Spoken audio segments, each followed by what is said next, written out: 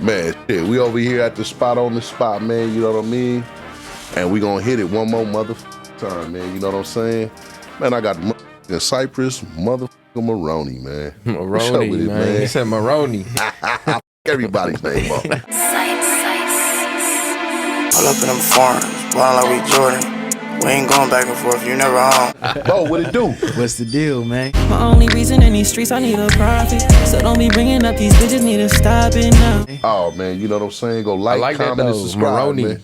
Moreno, man, you know what I'm saying? That's one of the champagne companies I used to promote for back in L.A., man. Them bums that never paid me a shit. Oh, word?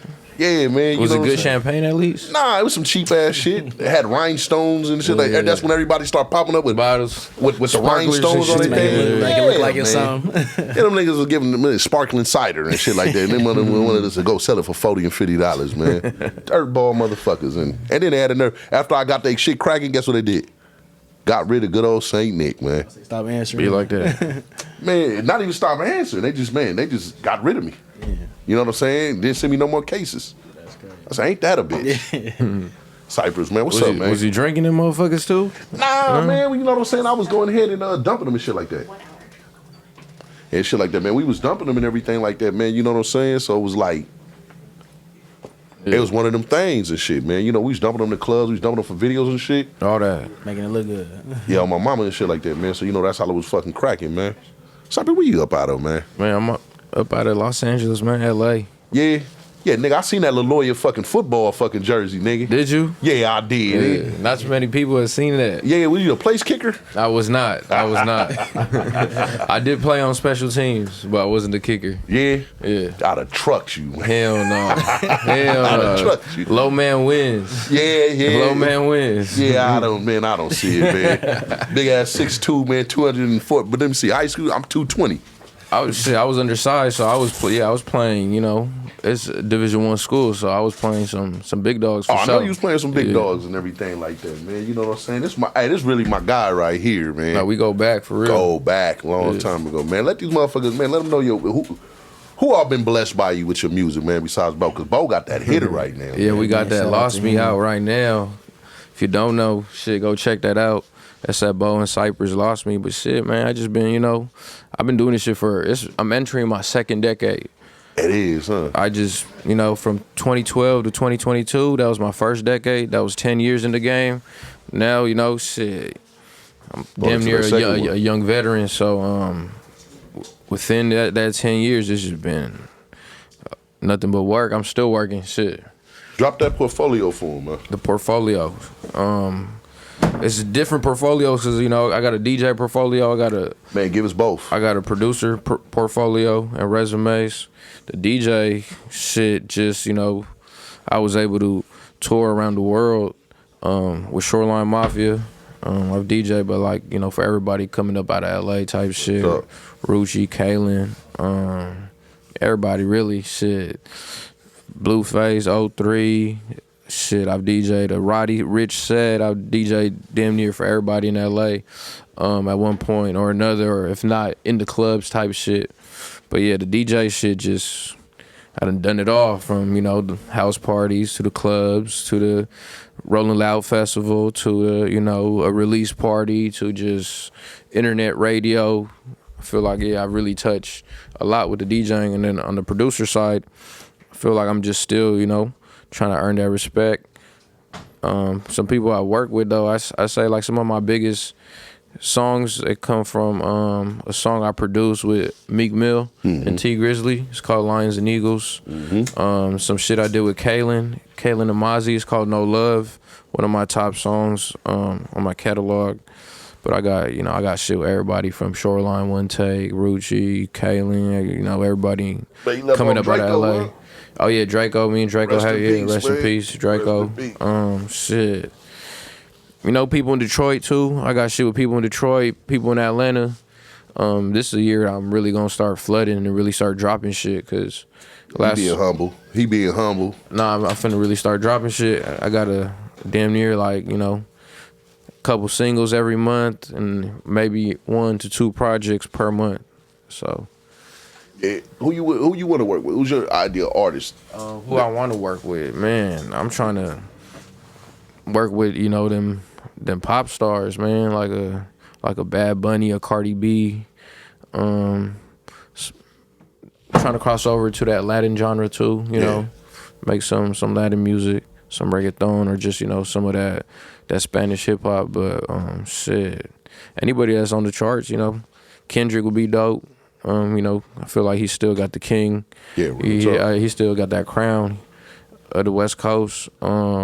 It's a lot of people. I'm leaving out hella people. I know. I know. Producers though too. Like, you know, Dr. Dre would be dope to get in the studio with Dr. Dre and, like, you know, cook up some shit. Hella producers, like some of my favorite producers are from Atlanta and shit. So how do you feel being a Latin producer, Chicano producer? That's an interesting question. I wouldn't say I'm a Chicano producer, a Latin producer, Hispanic producer. Never really thought about being a Hispanic producer. But shit, it's because, you know, you're the LA wave. So, like, on glance, wouldn't nobody, you know, at first glance, motherfucker would be like, that nigga did that? Yeah, nah, for sure. It come from the DJing, so I'm a DJ first. I pride myself on being a DJ, so I feel like I'm more of a DJ producer. Got you. I know how to produce records. I know how to executive produce, but like my production style, it comes from me being a DJ and just, you know, just knowing tempo, knowing rhythm, knowing energy, knowing what gets people moving, knowing what gets people singing, knowing what people, you know, what gets people to put their hands up type shit. So the Hispanic influence in my production, I'd say, I mean, there's definitely a lot of Hispanic influence. I don't know. That's a great question. I ain't never really thought about that till right now. You know, well, because Hispanic producer. No, because I like, not to put it on there like that, because like I've been in New York with the Harry Frauds. Okay. You know what I'm saying? And the Alchemists and shit. I remember I'm in there with Harry Fraud, and I asked him, "Do you feel like you're a guest in hip hop?" Just because of what Lord Jamar had said. What'd he say? Woo! He was bad. You really want to know what he said? Yeah, Fuck it, I'll say what he said. He was said? like, and it was respectful how he did it. He said, you know, I respect the OG and Lord Jamar.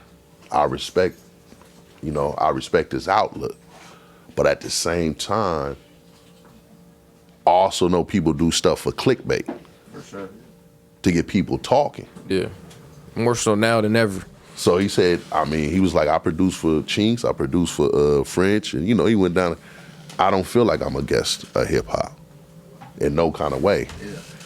And that's kind of how the way, you know what I mean? Like, us being, you know, me meeting you, and we're all in the studio and shit like that. We sitting in LA, and I'm like, who the little young Latin dude over there? And, you know, my partner, shouts out to my fat guy, my love partner, Ian. Mm-hmm. Oh, that's Cypress. Mm-hmm. Oh, yeah, he a producer. He hot, Nick. Oh, dig that. And then, you know, we always grew, you know what I mean? It was organic, and you know what I mean? Especially at a time that, you know what I mean?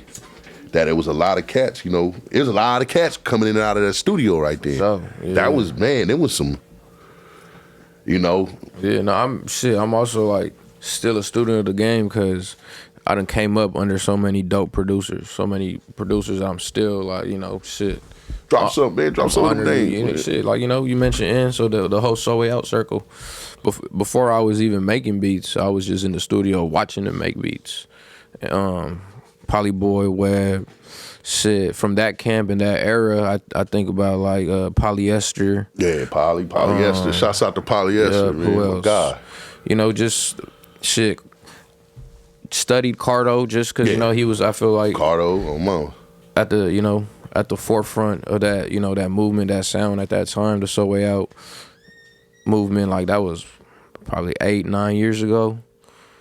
Maybe 10. Longer. That was probably 2013. You was young, man. Y'all was young, bro. We was already old. We was already old man coming in and shit like that, man. And y'all was young. And I was like, all these young motherfuckers in here. Yeah. Working hard. No, that was a good time. That was But shit, just from then to now, it's been a whole journey.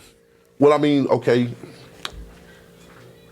And doing that, do you ever run into the situation of, okay, well, yeah, that's West Coast, but what you got over here on the East or the Mid-Atlantic? Because, Atlanta's a very hard place to... Yes and no. I feel like I've been fortunate enough to travel. Like the DJing, I was touring, probably did 400, 500 plus shows in a span of 3-4 years. Like, it was like 100 to 150 shows a year before the pandemic, just not nonstop. So going to different regions and, different cities. New York, I was hitting the studio in every city. I would always try to find myself, try to find a studio in every city, and really tap into, the sound. Yeah. Whether it's shit drums too, like, picking up different sounds from different producers and whatnot. I wouldn't say I'm boxed in as a West Coast producer.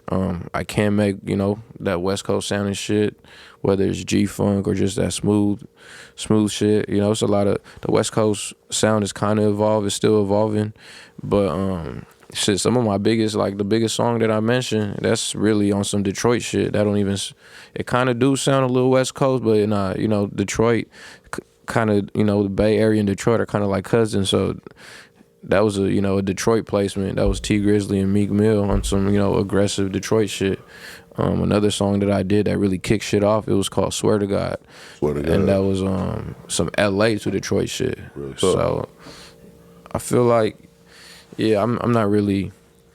I do make a lot of that West Coast sound and stuff because I work with a lot of West Coast artists. Yeah. But actually this year, like some of the music that is actually dropping like shit as early as next week and next month. It's a different side, like a whole different production style. It's shit that I've been had, but I'm dropping a tape with Bang Gang Lonnie, and we got some some Atlanta sounding shit, some Detroit, Chicago sounding shit on there too. So that's gonna showcase my range as a producer. I'm gonna keep it real with you. Gave me a nice list. What you see in B.O.? Say that one. What'd you see in Bo? What'd you see in Bo? Oh, what did I see in Bo? Shit. Cause he's sitting right next to you. Like I know how you move. Like shouts out to my guy MG. Yep. Shout out MG. You know what I'm saying? Phoenix flexing and everything. Yep. Shout out all them, man. Bo. At first, it was just he had to see. Hey, I'm gonna be real with you. He had to see something in you for him to say, "Hey, say Nick. Hey, I got somebody coming with me." Oh yeah, Real talk. Yeah. For sure. Real talk. Shit. I want to say Want Me To. He got a record called Want Me To. I think that was the first record that like we reached out. He reached out to me and shit, and I checked him out. I checked his shit out.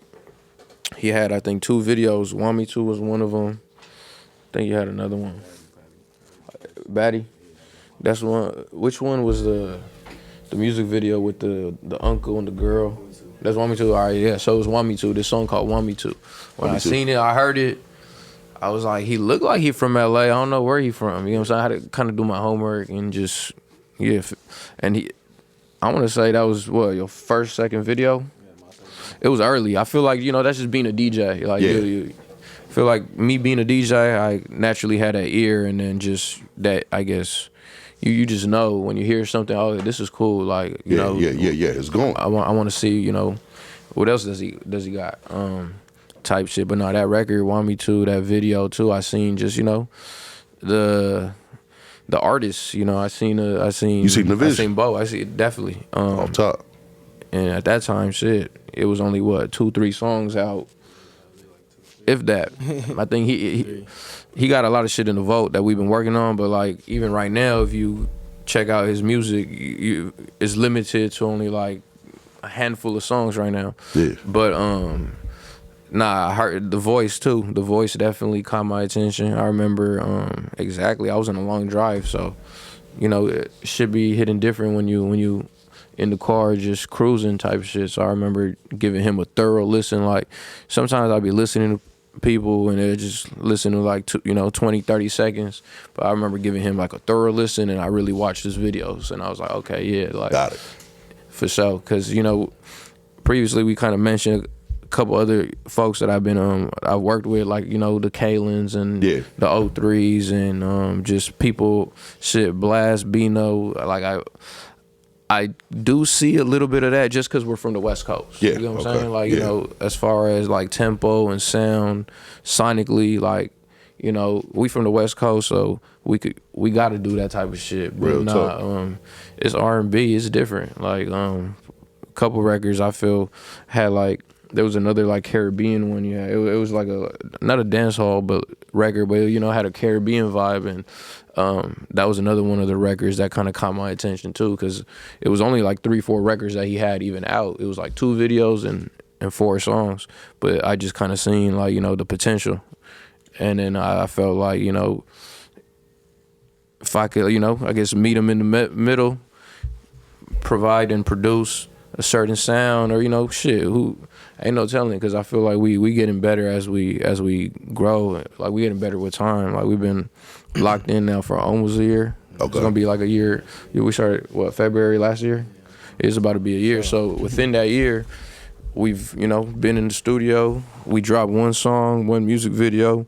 We've been on tour together. We went on tour with Kalin. Okay. So we got to hit the road and really see, like, you know, just the whole game plan and everything just kind of unfold. Like, yeah, we just moving like he said, independently, release everything independently, and just seeing like the traction we have off of just 1 single, and now just, you know, getting shit ready for, like, you know, just like a little appetizer, an EP, and then moving on to an album. You know, when I get a scratch with my chin, I'm about to get to it, man. It's the type of music you grow up on, man. The type of shit I grew up on. Because first off, yeah, come on, shouts out, man. What's your descent, man?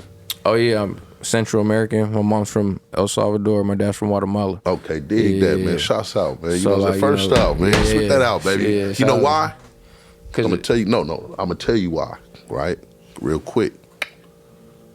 So I'm a little older than you. So I remember when Kid Frost hit the scene. I remember when Cypress Hill, DJ Muggs hit the scene. Yeah, that's where I get my name from Cypress Hill. Yeah. You don't even know how historical you really is in hip hop and on the West Coast. It's deep. Yeah, it's deeper than that. Like, now that I'm here, it's starting to make more sense.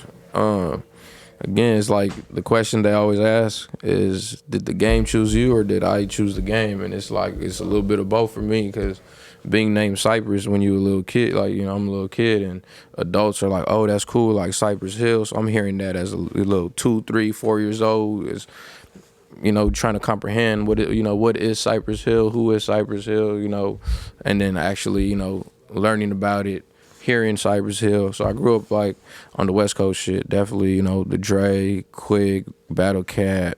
My pops was playing Cypress Hill. He was playing a little bit of everything. Like, I even got some Spanish music from him. That's what I was, because I was going to be my next question. From him and my mom. Like, like, did you hear some of the traditional, or did you hear?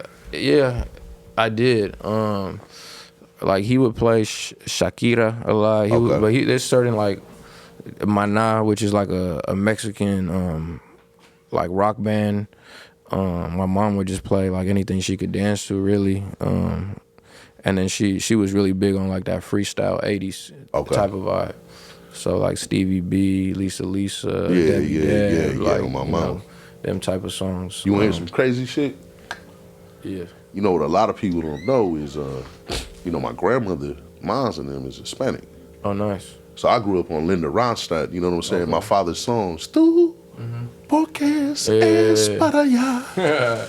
And then, you know, we gotta sample that one. Oh, man, you know, hey, you motherfuckers don't, it's a cold game out of LA go. You know what I'm saying? Yeah, it's a diverse people, shit.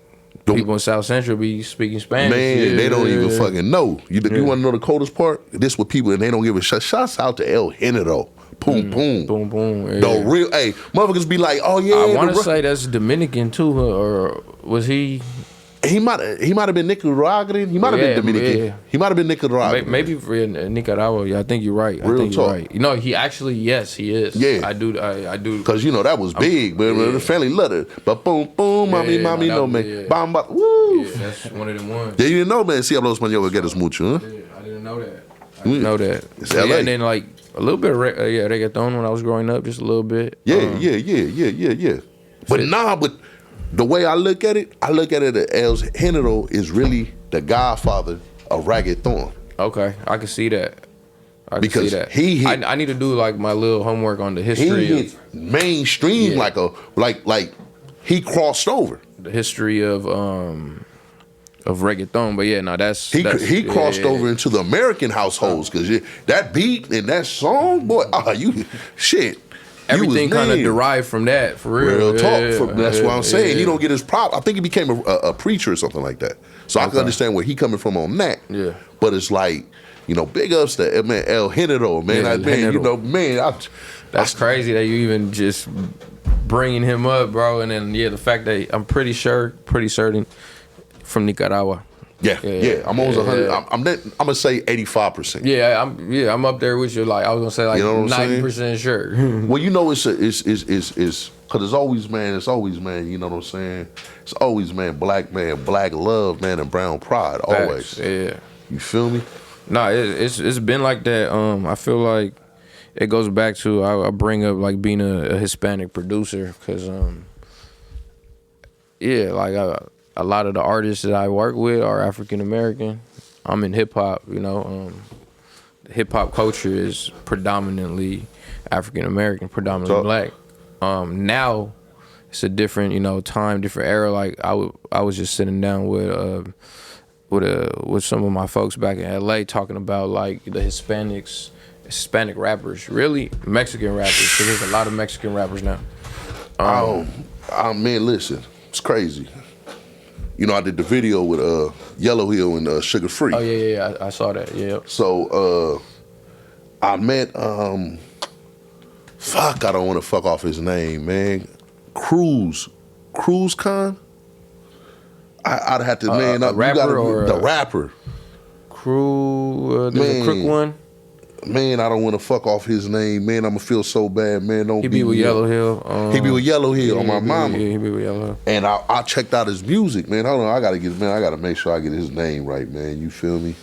Because that be disrespecting. There's a lot of Hispanic rappers. MG. I love MG sound, bro. Yeah. Love MG, man. You know what I'm saying? Got stupid flow, man. And he got a certain swag to him that this motherfucker here. It's like accepted now too. I mean, it's original. It's not, it's not forced. It's not quote unquote Chicano. Because that was another conversation that came up too. It's like, okay, yeah, the new era of Chicano rap, or is there a new era of Chicano rap? Because a lot of these rappers are going to be the first to tell you they're not Chicano artists. You know what? It's crazy. Because I don't really look at them as shit. But at the same time, from a historical type of standpoint, I don't think nothing's wrong by saying it, though. No, I don't either, but that's like an ongoing debate even right now in the present day. Is fresh, like a week or two, the internet, just people going back and forth. Who's the Chicano rapper, the king of the Chicano rappers? Kid Frost. And then, that generation coming up under them, they're not really coming up under them saying we're Chicano rappers. What ain't? I look at them. You know what? It's L.A. It's L.A. for sure. You know what I'm saying? Like the first, I'm gonna keep it real with you. It was hard for me, to hear. And it's real talk, man. We on the spot, bro. So it was hard for me to hear. You know what I'm saying? And the Hispanics say, "Nigga, my nigga." Yeah. What's up, my nigga? Yeah. Like, that fucked my head up. Like, what the fuck? Yeah. And the first time I heard it wasn't in LA, but it was in Texas. Oh, yeah. So I'm looking at a motherfucker with gold teeth. I'm in there looking at Chingo Bling at the time. Like, and I'm like, but he with niggas. Yeah. And my homie, he started laughing. And he like, hey, how you think they not?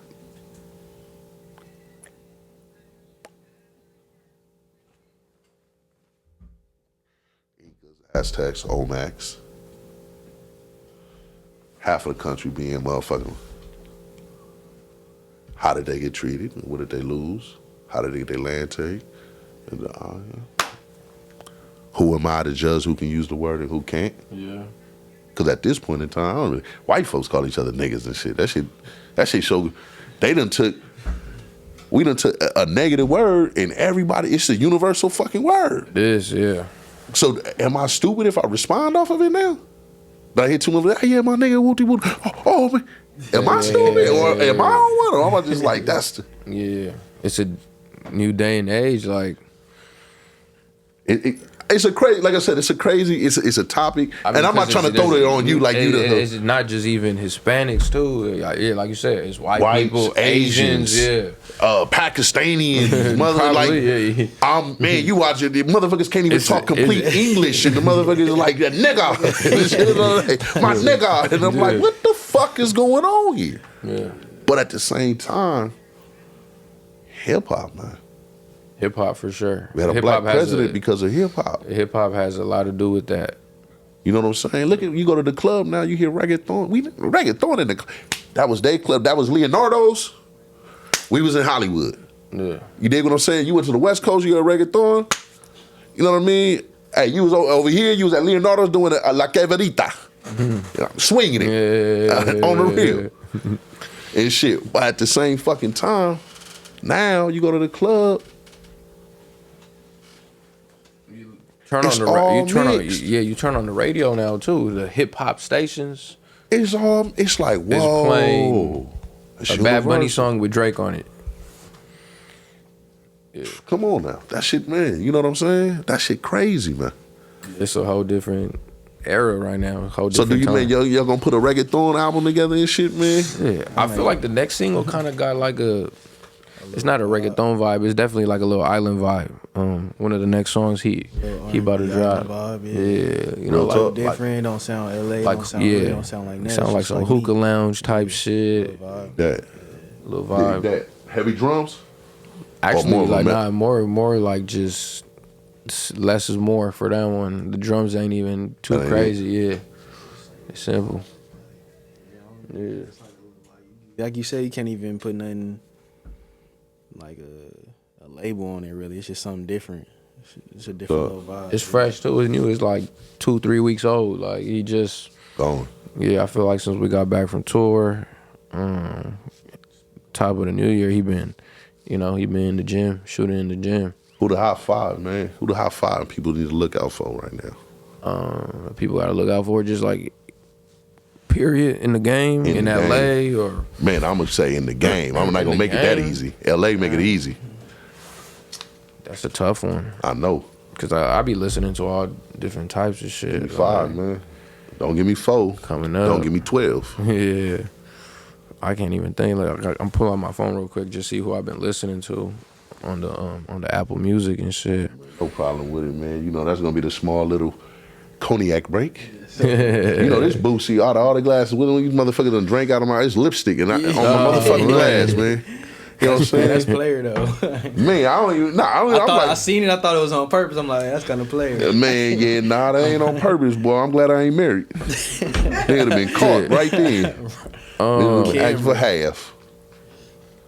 He not really up and coming. I feel like Skilla Baby making some noise right now. He from Detroit. Mm-hmm. He not really up and coming. Big Sad making some noise in LA. Mm-hmm. Shouts out Big Sad. One day he gonna come up here and fuck with me like I ain't known the nigga for over years. How far y'all go back?